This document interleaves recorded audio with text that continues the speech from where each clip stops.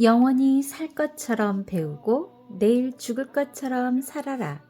마빈 토케이어 지음. 오늘이 벌써 세 번째네요. 오늘은 어떤 이야기로 찾아왔을까요? 용기는 지성에서, 지성은 책에서 나온다고 합니다. 책만큼 값이 싸면서도 오랫동안 즐거움을 누릴 수 있는 것은 없다. 중세시대를 통해서 보면 유대인을 박해하던 권력자들은 유대인들의 가슴 속에 간직되어 있는 지식, 즉 책의 힘을 두려워했다. 예를 들면 스페인에서 유대인이 추방되었을 때 당시의 스페인 국왕은 만일 히브리어로 된 책을 가지고 있는 것이 발각되면 누구라도 사형에 처한다는 포고령을 내렸다. 탈무드는 각 나라 여러 곳에서 집필되었는데 지금까지 불태워지지 않고 보물처럼 전해 내려오는 오직 한 권인 바빌로니아의 탈무드가 바로 오늘날 우리에게 전해지는 탈무드인 것이다.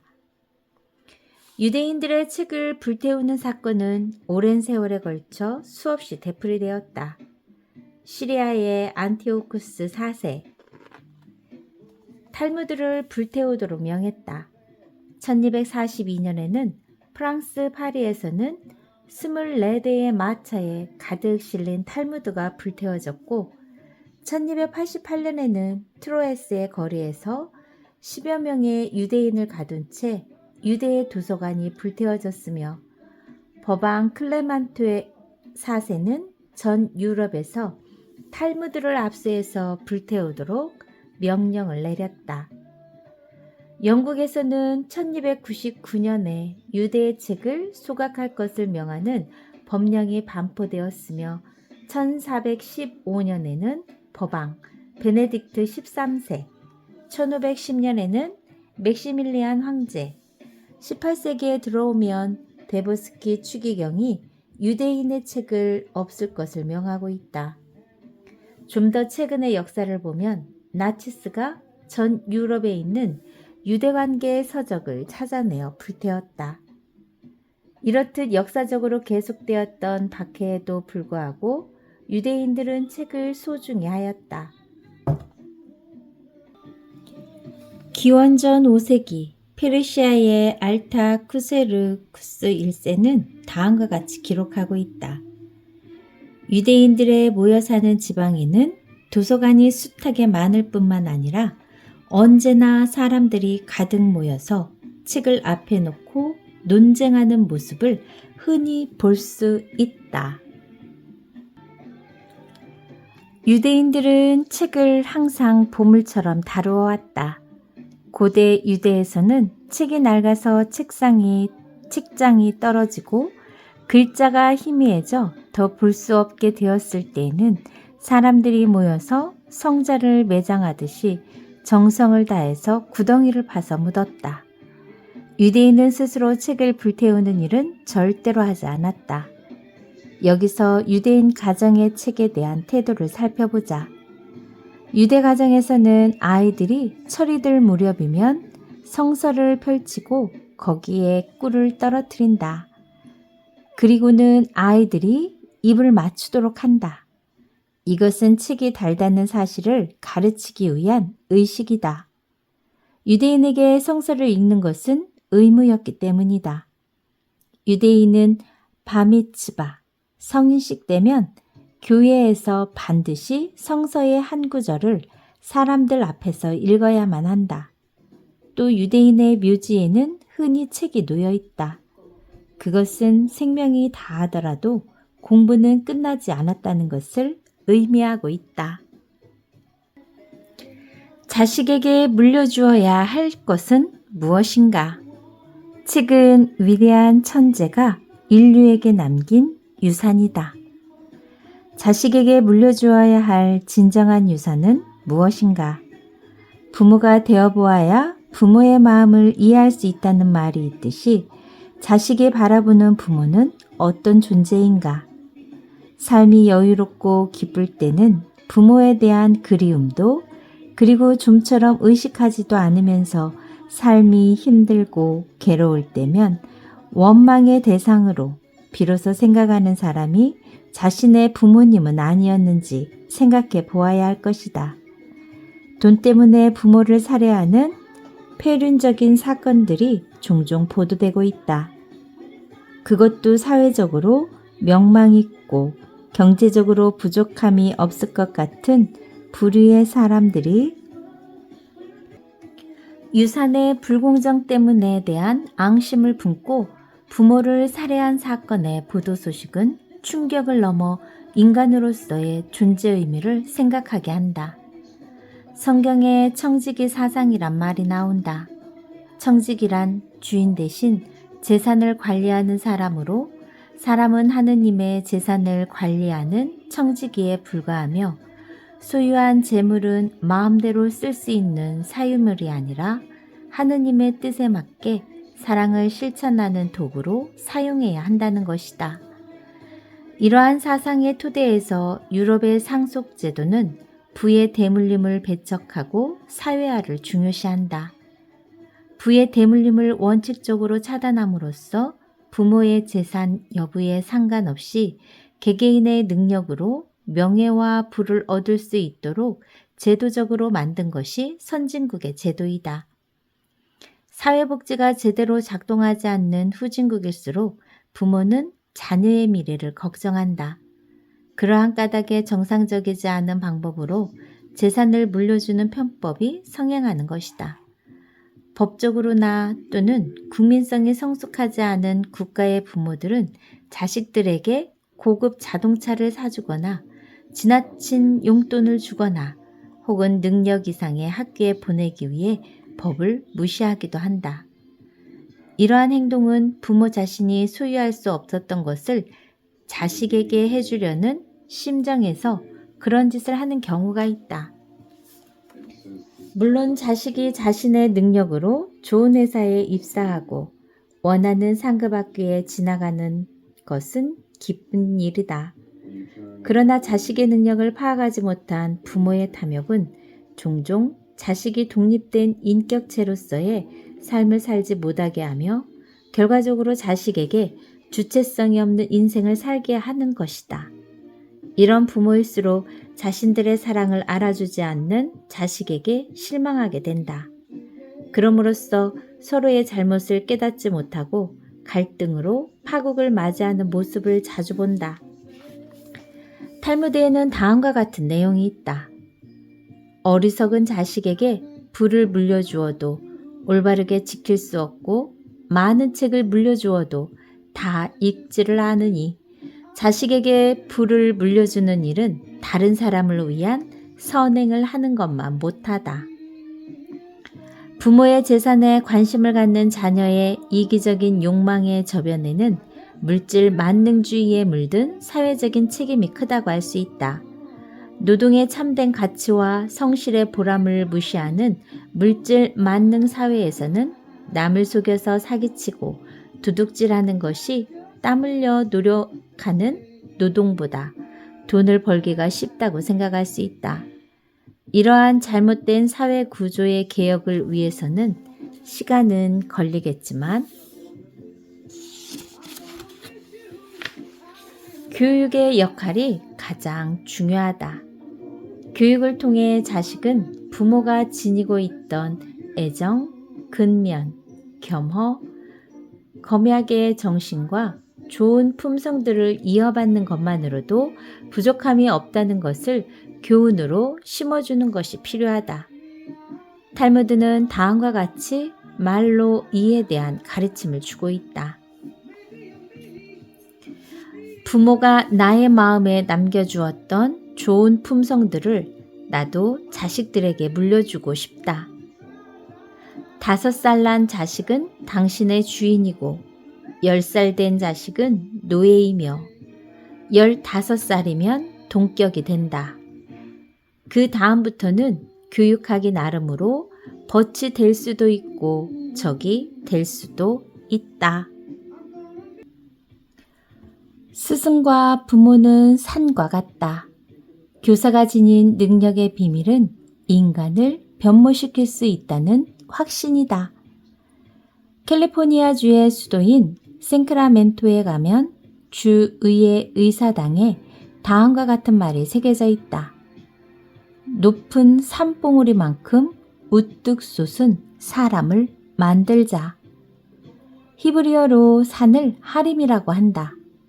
어버이는 호림이라 하고 스승은 오림이라고 부른다. 그래서 유대인은 어버이와 스승은 산과 같이 우러러보는 높은 존재라고 생각한다. 유대인은 교육에 열성적인 민족이다. 3살이 되면 교육을 시작하여 매주 6일간 하루 6시간에서 10시간을 열심히 공부한다. 가정과 학교에서 토라와 탈무드를 배우면서 마비츠바 성인식에 대비하는 것이다. 유대인은 하루라도 배움이 없이는 살아갈 수 없다는 것이 기본적인 삶의 자세다. 유대인들이 어릴 때부터 부모로부터 들어오던 말이 있다. 배움의 고통을 견디지 못하는 사람은 반드시 무지의 고통을 겪게 될 것이다. 유대인은 논리적으로 맞지 않는 교육은 가르치지 않는다.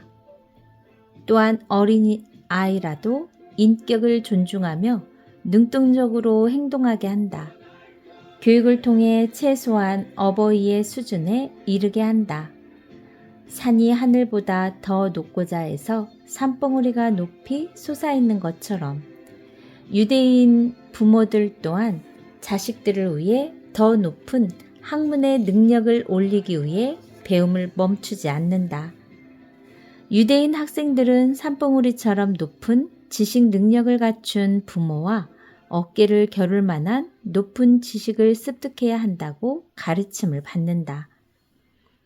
유대인 가정의 교육 방침은 공부를 강요하지 않는다. 다만 스스로 공부할 수 있는 환경을 조성한다.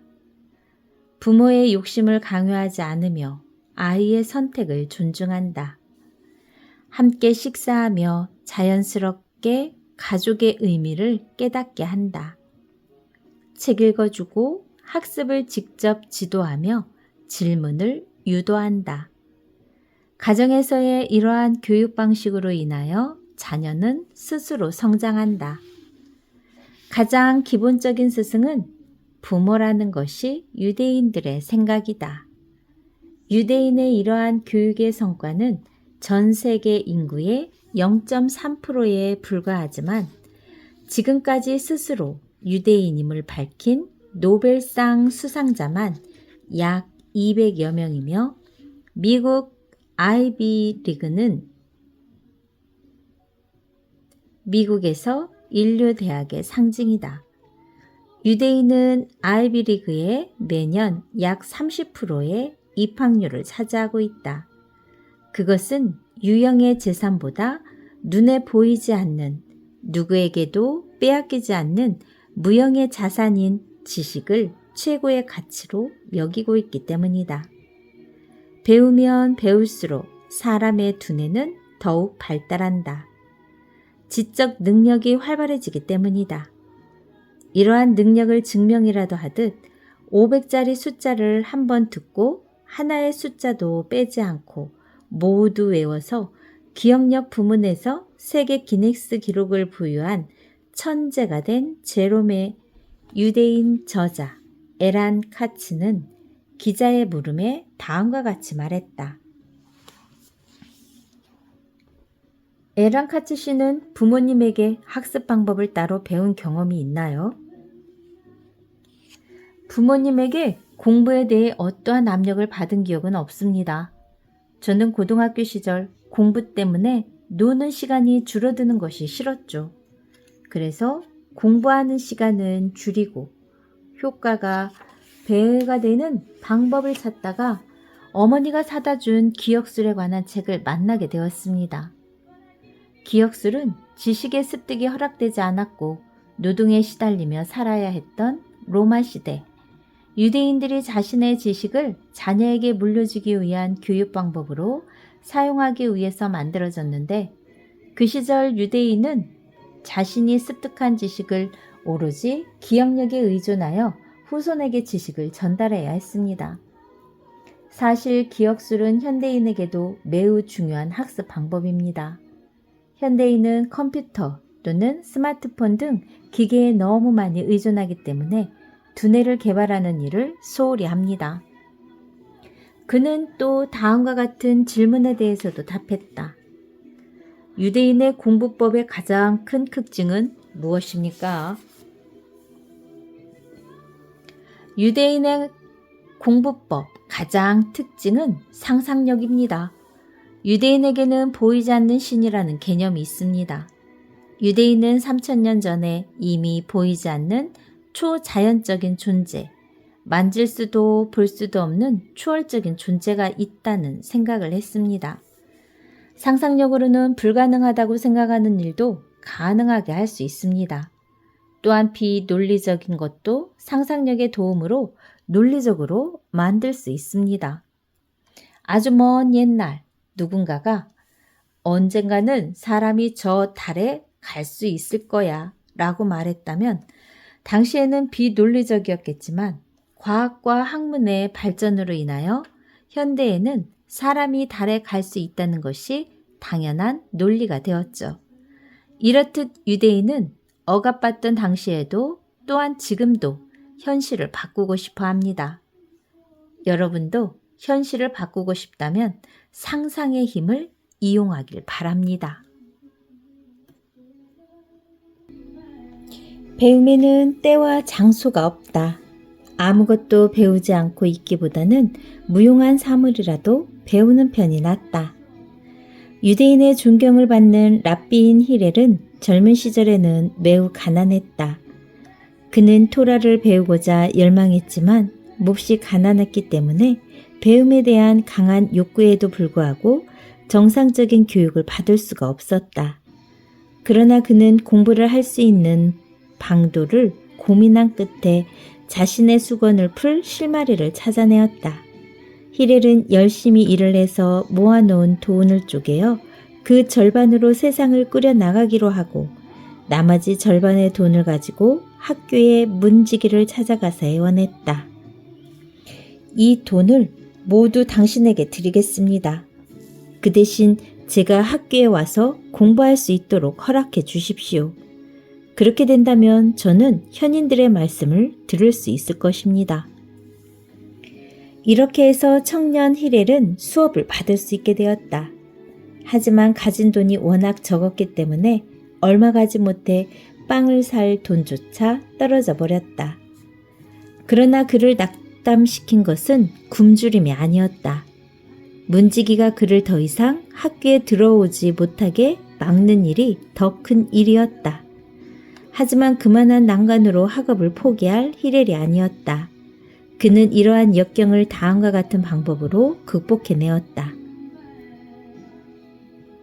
그 방법은 학교의 창 바깥쪽에 가로놓는 방법이었다. 그곳에서는 교실 안의 모습을 볼 수 있었고 랍비의 수업하는 소리도 희미하게나마 들을 수가 있었다. 그러던 어느 날이었다. 그날은 마침 세버드, 안식일 전날이었는데 모든 것이 얼어붙을 듯 차가운 바람이 몰아치는 겨울날이었다. 그날 아침 랍비들이 여느 때와 마찬가지로 학교에 출근하여 교실에 들어갔는데 맑은 날인데도 불구하고 교실 안이 어두운 것이었다. 아무 이유 없이 교실 안이 어두운 것을 이상히 여긴 랍비는 그 원인을 알아보기 위해 창가를 점검했다. 그랬더니 창밖에 누군가가 누워있는 것이 아닌가. 그 사람의 몸 위에는 하얀 눈이 덮여 있었다. 그것은 꽁꽁 얼어붙은 히렐의 가엾은 모습이었다. 히렐은 그 자리를 남에게 들키지 않고 차지하기 위해 밤새 그 자리에 누워서 랍비의 수업을 기다리고 있었던 것이다. 이 이야기는 사람들의 입에서 입으로 전해져서 유대인 사회에서 화제가 되었다. 그 뒤로는 누가 가난해서 공부를 할 수 없다고 푸념을 하면 사람들은 그에게 이렇게 말한다. 당신은 히렐보다 더 가난한가? 히렐의 이와 같은 굽힐 줄 모르는 의지는 후대의 유대 젊은 이들에게 뜻 깊은 힘이 되어주고 있다. 유대인들의 공부에 대한 열정은 상상을 초월한다. 유대인들은 천국의 모습을 마치 거대한 도서관으로 상상하고 유대교의 전설에 나오는 가장 높은 천사 메타트론이 그 도서관의 사서로 일하고 있을 것이라는 상상을 했다. 나 역시 늘 생각해오던 천국의 모습도 이와 비슷한 모습일 것이라고 상상한다. 그러한 까닭은 인간이 누릴 수 있는 가장 고귀하고 품격 있는 즐거움이 바로 배움과 깨달음의 즐거움이기 때문이다. 책과 지혜를 사랑하고 즐기는 것은 천국의 삶을 지상에서 누리는 것이라고 해도 무방하지 않을까. 공부에도 다 때가 있다는 말을 많이 들어왔다. 하지만 그것은 교육제도의 틀 안에서 그렇다는 뜻이다. 공부의 의미를 배움의 차원으로 바꾸어서 말한다면 배움은 삶이 다하는 순간까지 지속되는 것이다. 여기서 불타는 향학열의 소유자였던 히렐의 명언을 몇 가지 더 들어보자. 지식이 더 넓어지지 않는 사람은 퇴화하고 있다고 생각해야 한다. 수줍어하는 자는 배울 수가 없다. 마음이 악한 자는 가르칠 수가 없다. 속된 일에 빠져 있는 자는 지혜롭게 될 수가 없다.